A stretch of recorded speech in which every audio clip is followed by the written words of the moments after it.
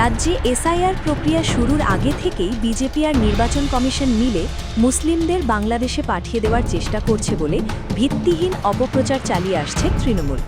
কিন্তু পশ্চিমবঙ্গে কে না জানে মমতা বন্দ্যোপাধ্যায় নিজে যে অপকর্ম করেন সেটাই বিরোধীরা করেছে বলে তাদের ঘাড়ে দায় চাপানোর চেষ্টা করেন, আর সেই কাজ করতে গিয়ে বারবার ধরা পড়েন হাতে নাতে। এসআইআর নিয়ে বিজেপি আর নির্বাচন কমিশনের বিরুদ্ধে গুজব ছড়াতে গিয়ে ঠিক একইভাবে ধরা পড়ে গেল তৃণমূল। আসলে মুসলিমদের বাংলাদেশে পাঠানোর মতলব যে তাদেরই তা স্পষ্ট হয়ে গেল উত্তর ২৪ পরগনার ছোট জাগুলিয়ায়। সেখানে তৃণমূল না করায় এক ভারতীয় মুসলিমকে রোহিঙ্গা বলে গালি দেন এক তৃণমূল নেতা, যার জেরে বৃহস্পতিবার ব্যাপক উত্তেজনার সৃষ্টি হয় ছোট জাগুলিয়ার একটি এসআইআর শুনানি কেন্দ্রে। এমনকি সেখানে থাকা সাংবাদিকদেরও নিগ্রহ করে তৃণমূলী জিহাদিরা। বৃহস্পতিবার দুপুরে বারাসত ১ নম্বর ব্লকের ছোট জাগুলিয়ায় আইটিআই প্রতিষ্ঠান থেকে শুনানি প্রক্রিয়া সরাসরি সম্প্রচার করছিল একটি বেসরকারি সংবাদ মাধ্যম। এসআইআরের শুনানিতে ডাক পেয়ে সেখানে উপস্থিত ছিলেন স্থানীয় বিজেপি নেতা কাশেম আলী। তিনি যখন সংবাদ মাধ্যমের সঙ্গে কথা বলছেন তখনই কাশেম আলীকে রোহিঙ্গা বলে কটাক্ষ করে তার উপরে হামলা চালায় স্থানীয় এক তৃণমূল কর্মী। তাকে অকথ্য ভাষায় গালাগালি করতে থাকেন ওই তৃণমূলী গুন্ডা। এমনকি সংখ্যালঘু বিজেপি নেতার শারীরিক গঠন নিয়েও কটাক্ষ করতে শোনা যায় ওই তৃণমূল কর্মীকে। তাকে মারধর করে ঘটনাস্থলে উপস্থিত তৃণমূলী জিহাদিরা। এমনকি নিগ্রহ করা হয় সাংবাদিকদেরও। এখানে হিয়ারিং হলো, হঠাৎ করে কি এমন হলো যেখানে আপনাকে আমি সুস্থভাবে হিয়ারিং এ না করলাম, ঠিক আছে, কিছু তৃণমূলের গুন্ডা এসে তারা বাধা দান করার চেষ্টা করছে।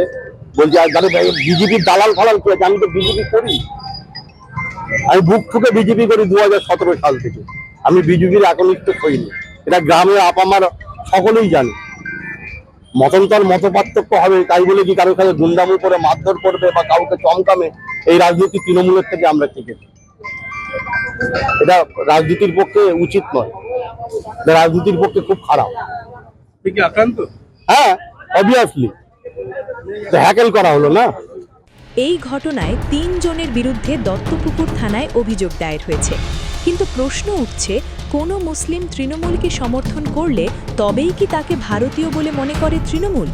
কোনো মুসলিম বিজেপি বা অন্য কোনো বিরোধী দলের সমর্থক হলেই তিনি তৃণমূলের কাছে রোহিঙ্গা? তাহলেই বুঝুন কারা মুসলিমদের বাংলাদেশে পাঠানোর মতলবে আছে। ব্যুরো রিপোর্ট, মাধ্যম।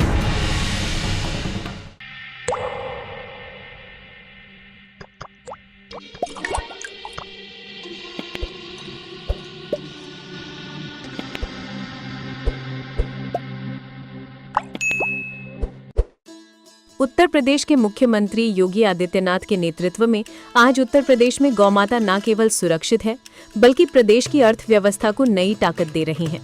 मुख्यमंत्री योगी आदित्यनाथ ने गोवंश संरक्षण को सामाजिक, सांस्कृतिक और आर्थिक क्रांति में बदल दिया।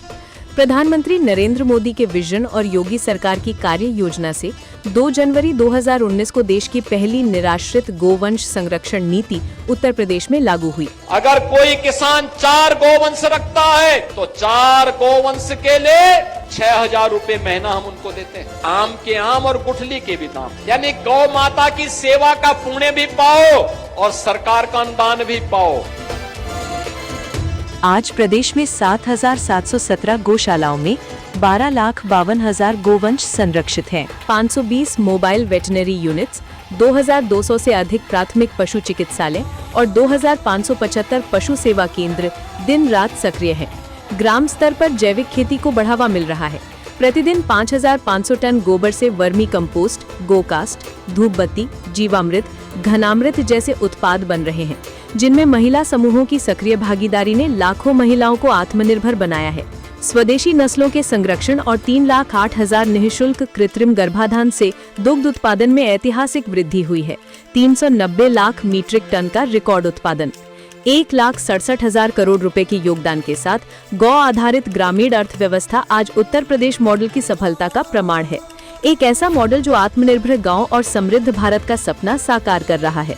मुख्यमंत्री सहभागिता योजना तथा पोषण मिशन अंतर्गत 1,14,089 लाभार्थियों को 1,69,024 गोवंश सुपुर्दगी में दिए गए हैं। मेरा नाम गोरखनाथ यादव, ग्राम जौकाबाद, पोस्ट कुलहन, जिला जौनपुर, उत्तर प्रदेश का रहने वाला हूँ। उत्तर प्रदेश सरकार द्वारा हमें 70,000 रुपये गौशाला बनाने के लिए मिला, जिसमें हमने 27/10 का गौशाला बनवाया। गोमाता संरक्षण के इस मॉडल से उत्तर प्रदेश में सभी तरह के कार्यक्रम तथा योजनाएं बनाई गई हैं, जिससे राज्य के साथ साथ देश का भी विकास हो रहा है।